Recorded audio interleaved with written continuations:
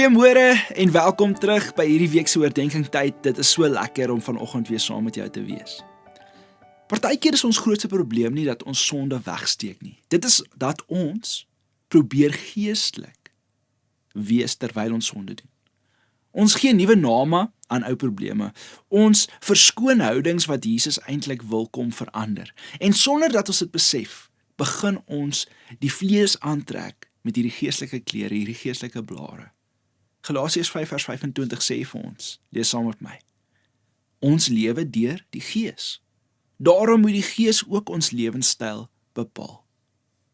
Baie mense weet hoe om geestelik te klink, sonder om werklik geestelik te leef, en miskien het jy dit al ervaar.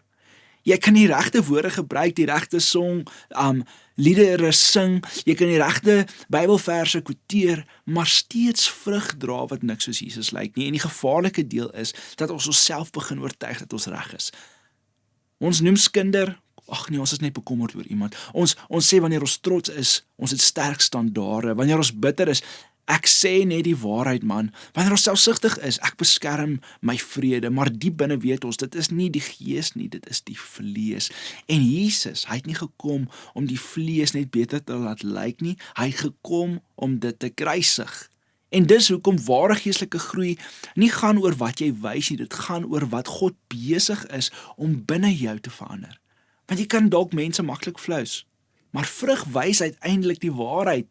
Wat binne jou leef, kom uit wanneer jy onderdruk is, wanneer iemand jou seermaak, dinge nie jou kant toe gaan nie, niemand kyk nie, want dan wys jou lewe wat regtig in beheer is. So hier is die ding, dis maklik om 'n kerkweergawe van jouself te hê. Jy's een by die kerk, jy's een op sosiale media, een wanneer mense kyk, maar God stel nie belang in 'n mooi beeld nie. Wat stel God in belang? Hy stel in belang hoe jy transformeer. Hy soek transformasie. Hy wil nie net hê jy moet beter lyk nie, hy wil hê jy moet anders word. En partykeer beteken dit dat jy moet ophou om jou houding te verdedig en begin erken dat God nog besig is om aan jou hart te werk. Soos wat ons vandag gelees is Galasiërs 5 vers 25, die Heilige Gees het nie gekom om jou sonde net netjieser te maak nie, hy het gekom om jou nie te maak. Hier is die uitdaging vandag, moenie die vlees probeer wegsteek onder geestelike taal nie, net geestelike taal nie. Maar laat God die wortel vandag verander, kom verwyder. Want weet jy wat sal dan gebeur in jou lewe? Dan sal die vrug ook anders begin lyk.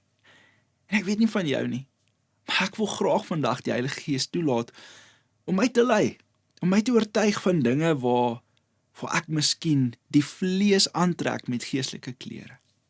Miskien sit jy vandag en jy doen dieselfde. Hier is 'n kans vandag vir jou om te verander, hier is 'n kans vandag vir jou om na 'n nuwe vlak van jou geloof te beweeg, mits jy sê, ek gee vandag ten volle oor. Here, lei my. Kom ons bid saam.